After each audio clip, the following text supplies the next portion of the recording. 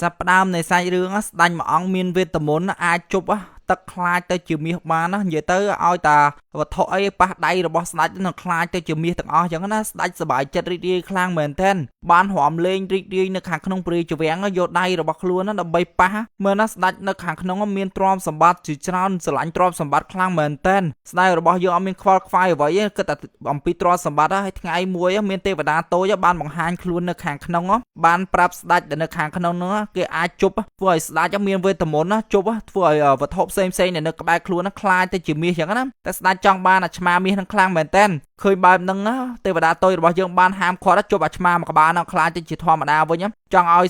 ស្ដេចមានវេទមន្តមិនតាន់បានប្រមាណហ្នឹងគ្រាន់ឃើញបែបហ្នឹងស្ដេចរបស់យើងបានវេទមន្តដែលទេវតាតូចបានឲ្យឃើញបែបហ្នឹងឃើញអាឆ្មាហ្នឹងកំពុងតាលិតខ្លួនលិតអីអាឆ្មាមកក្បាលហ្នឹងភ័យហ្មងព្យាយាមរត់ចាក់ចេញមកស្ដេចរបស់យើងដេញតាម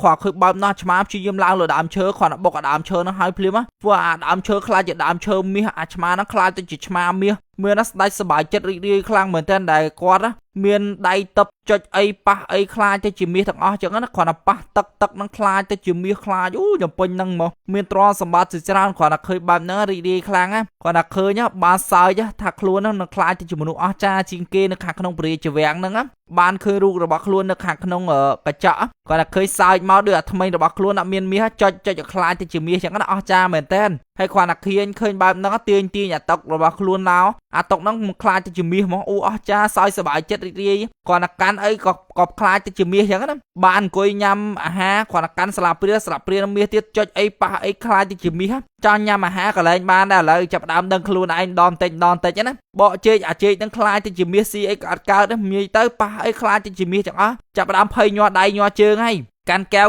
ផុតទឹកអត់កើតទៀតអាទឹកហ្នឹងខ្លាចទៅជាមាសខ្លាចទៅជាអីអស់ហលីងខឹងមួម៉ៅមែនតើគាត់តែឃើញមន់ចាក់មន់ចាក់អីយកមកស៊ីចឹងណារៀបនឹងខំមកមន់ហ្នឹងខ្លាចទៅជាមន់មាសទៀត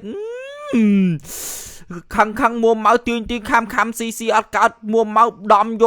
កលើតុកចុចប៉ះអីខ្លាចទៅជាមាសអស់អាហារដែលនៅលើតុកហ្នឹងខឹងមួម៉ៅហ្មងដល់ពេលចឹងទៅអស់សម្ដាយនឹងខ្លួនឯងគឺតែខ្លួនឯងនឹងខ្លាចទៅជាមនុស្សម្នាក់ដែលបានបាត់បង់សាច់ឈាមនឹងខ្លាចទៅជាក្រមឆ្អឹងមាស